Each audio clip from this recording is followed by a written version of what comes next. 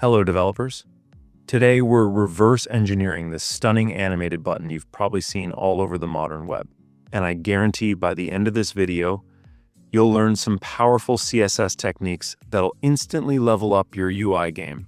We'll cover how to blend gradients, layer pseudo-elements, animate custom properties, and pull off that glowing shimmer you can't stop looking at.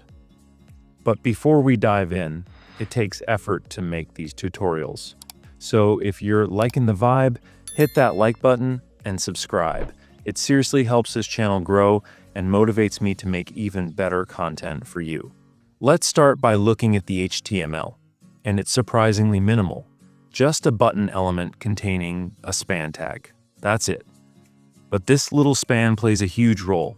See, the span allows us to isolate the text layer from the background layers. That gives us better control over z-index, over glow animations, and it lets us create visual effects that stay behind the label without interfering with the click target or accessibility.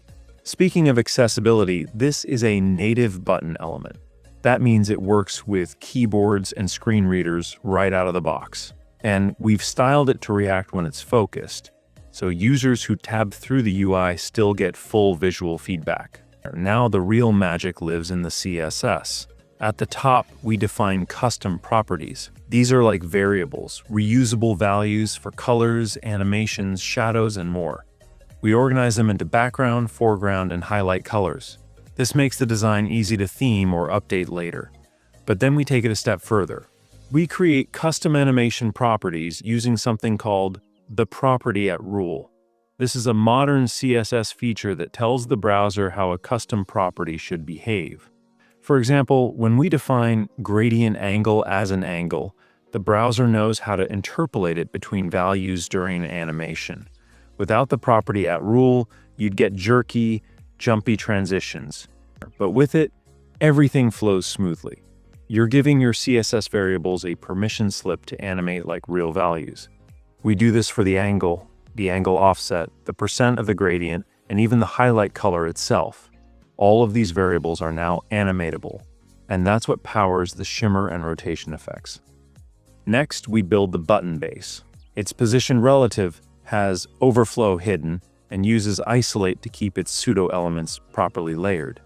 The background is where things get exciting. We use two layers, a solid linear background applied to the padding box and a conic gradient applied to the border box. Think of the conic gradient like a vinyl record spinning underneath your button. We animate its angle, and the color slices rotate around the border like a futuristic radar sweep. We use a fully rounded border radius, set to a giant value to keep the button pill-shaped, and we add an inset box shadow to give subtle inner depth. Now let's talk about the visuals happening behind the button. This is where pseudo-elements take over. We use 3 in total. The before pseudo-element creates a dotted pattern using a radial gradient spaced across the background.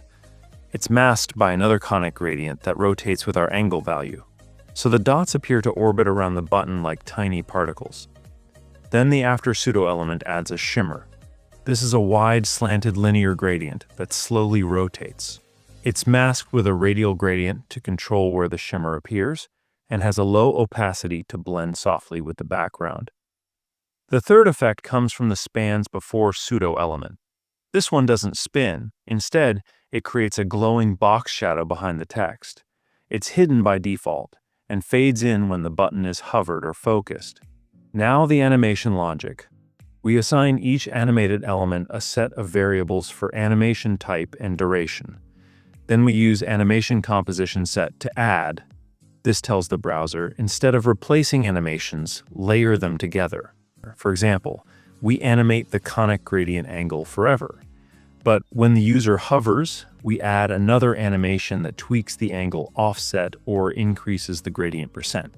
We also define a transition for custom properties, using cubic Bezier easing for a smooth, organic feel. So when the user hovers, the button doesn't just snap to a new state, it glides into it.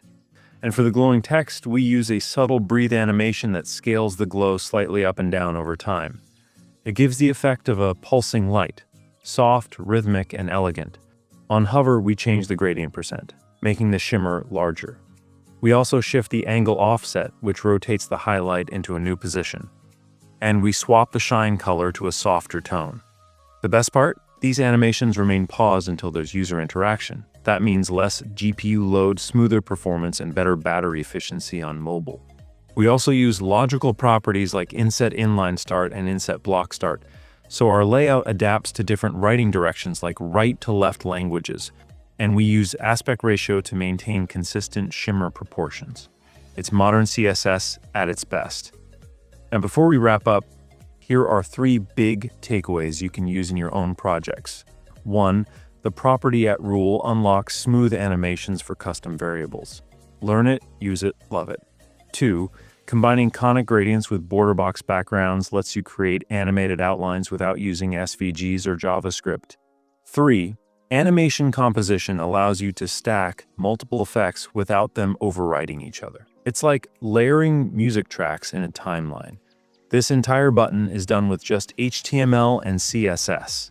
No JavaScript, no dependencies, just clean, scalable, modern web design.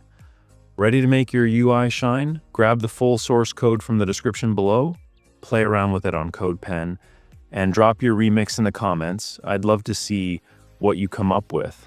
If this video helped you understand modern CSS animations better, press that like button, subscribe to the channel, and I'll see you in the next tutorial.